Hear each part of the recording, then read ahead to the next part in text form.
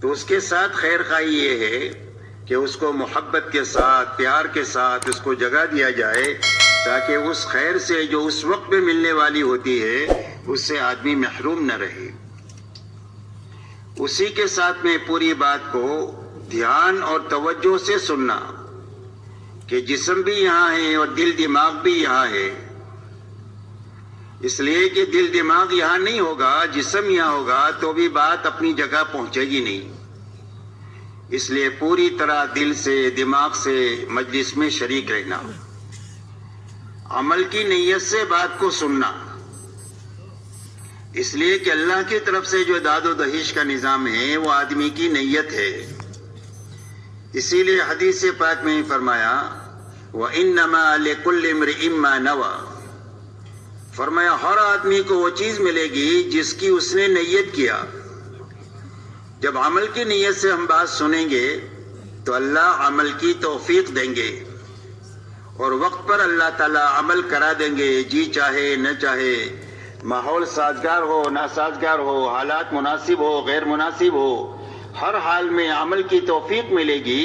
عمل کی نیت کی برکت سے۔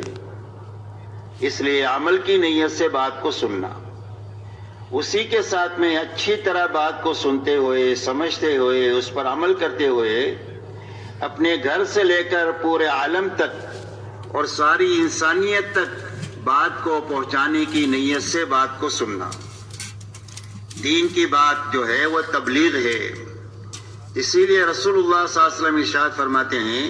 بلغوا عنی ولو آیا، فرمایا میری طرف سے ایک بات تمہارے پاس پہنچ جائے تو اس کو آگے پہنچا دو۔ فرمایا رب مبلغ اوعى من سامع، فرمایا بہت مرتبہ ایسا ہوگا کہ پہنچانے والے آدمی سے جس کو بات پہنچائی گئی ہے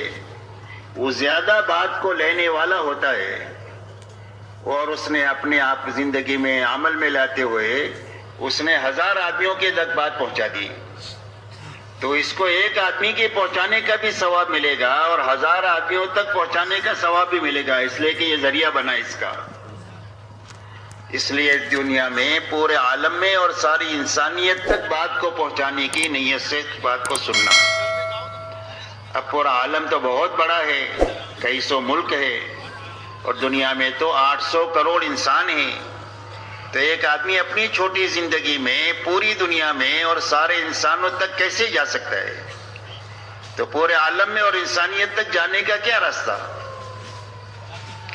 فرمایا پورے عالم میں جانے کا اور ساری انسانیت تک پہنچنے کا راستہ یہ ہے کہ اپنی زندگی میں جہاں تک اور جتنوں تک جا سکتے ہیں بات کو لے کر ان تک جانا، اور جہاں تک نہیں جا سکے اور جتنے لوگوں تک نہیں پہنچ سکے وہاں تک بات کو پہنچانے کے لیے اپنی زندگی میں کام کرنے والے بہترین آدمی تیار کر کے دنیا سے جانا۔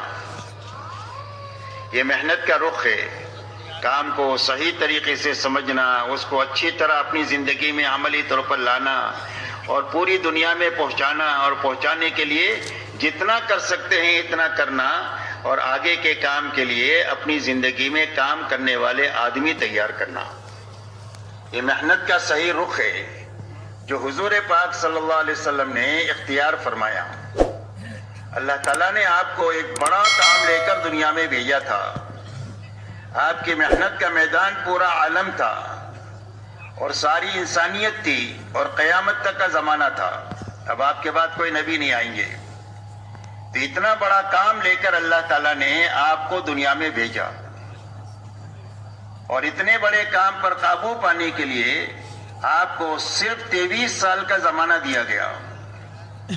آپ کو 40 سال پر نبوت ملی، 63 سال میں آپ اللہ کو پیارے ہو گئے۔ فرمایا 23 سال میں اتنا بڑا کام کر کے ہمارے پاس آنا ہی، اب اس کام پر قابو پانے کے لیے آپ نے محنت کا جو رخ لیا قیامت تک کے لیے امت کے لیے وہی نمونہ ہے۔ اب حضور پاک صلی اللہ علیہ وسلم نے اتنے بڑے کام پر قابو پانے کے لیے اپنے بس کی پوری طاقت لگا دیا، اور طاقت لگا کر آپ نے پورے حجاز میں کام فرمایا اور کام کیا۔ آپ کا لمبے میں لمبا سفر جو ہے وہ تبوک تک کا ہے، باقی پورا عالم آپ کی محنت کا میدان ہے۔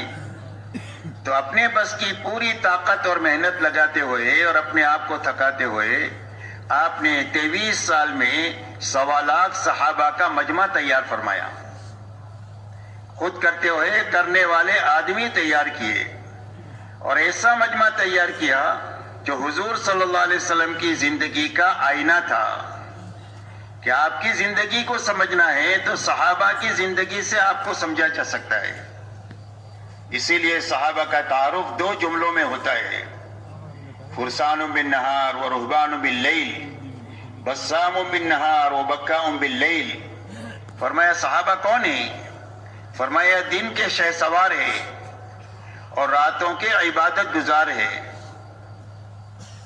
دن کو گھوڑے کی پشت پر بیٹھ کر پوری دنیا میں پھر رہے ہیں، لوگوں کو اللہ کی پہچان کرنے کے لیے کہ اللہ کون ہے اور کیسے ہیں،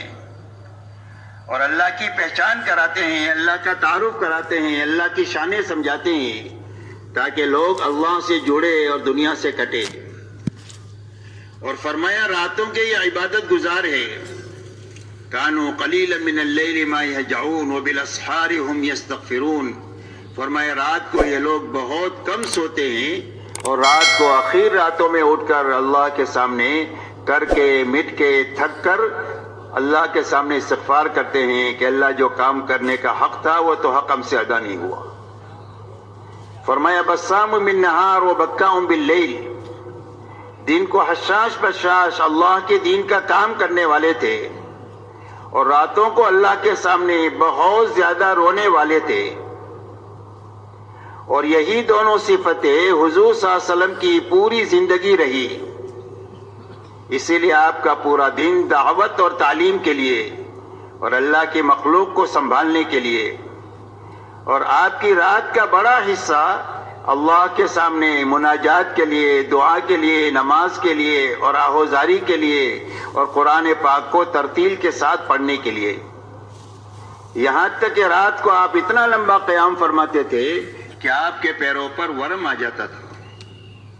اور یوں آتا ہے کتابوں میں کہ آپ کے سینے سے رونے کی آواز ایسی آتی تھی جیسے ہنڈیا کے ابلنے کی آواز آتی۔ یہ آپ کا دن ہے، یہ آپ کا رات ہے، اور یہی دونوں چیزیں آپ کے مجمع میں منتقل ہوئی، اور آپ نے حجاز میں کام کرتے ہوئے جب یہ مجمع بنایا تو یہ مجمع بات کو لے کر دنیا میں گیا اور اپنی قبریں دنیا میں بنائی، اور صحابہ کرام رضی اللہ عنہ مجمعین نے اپنے ہاتھوں تابعین کا مجمع بنایا۔ تابعین صحابہ کے ہاتھوں تیار ہوئے، لاکھوں تابعین، اور تابعین کے ہاتھوں تبع تابعین کا مجمع تیار ہوا، لاکھوں تبع تابعین تیار ہوئے۔ اس کے بعد اللہ تعالیٰ نے اولیاء اللہ کا ایسا سلسلہ دنیا میں چلایا کہ ایک ایک ولی کے ہاتھوں لاکھوں آدمی دنیا کے اندر میں دین پر آئے اور اللہ کی طرف آئے اور جنت کی طرف آئے، یہاں تک کہ اللہ تعالیٰ نے پوری امت پر مہربانی کرنے کے لیے اور پوری انسانیت پر احسان کرنے کے لیے اللہ تعالیٰ نے ہمارے زمانے میں محنت کا وہ رخ عطا فرمایا جو رخ حضور صلی اللہ علیہ وسلم کے زمانے میں اللہ نے قائم فرمایا تھا۔ آپ کے زمانے میں محنت کا یہ رخ تھا کہ جو آپ کی دعوت پر ایمان میں داخل ہوتا تھا وہ آپ کے ساتھ آپ کی محنت میں شریک ہو جاتا تھا، یہاں تک کہ 23 سالہ دور نبوت میں جتنے ایمان کی طرف آئے وہ سارے ایمان والے آپ کے ساتھ آپ کے دین میں بھی شریک ہے، آپ کی محنت میں بھی پورے شریک ہے، یہاں تک کہ دین کی محنت کے لیے جوان ہے تو دین کی محنت میں ہے، بوڑھے ہیں تو دین کی محنت میں ہے، مالدار ہے تو غریب ہے تو تاجر ہے تو کسان ہے تو مزدور ہے تو مرد ہے تو عورتیں ہیں تو غرض یہ کہ امت کے تمام طبقات کے تمام افراد آپ کے ساتھ آپ کی محنت میں شریک تھے،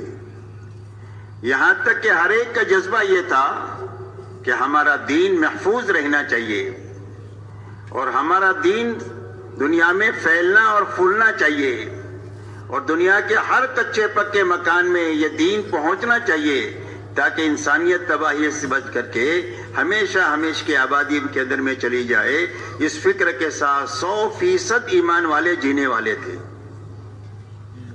اور اس کے لیے جس طاقت کی، جس جان کی، جس مال کی، جس وقت کی ضرورت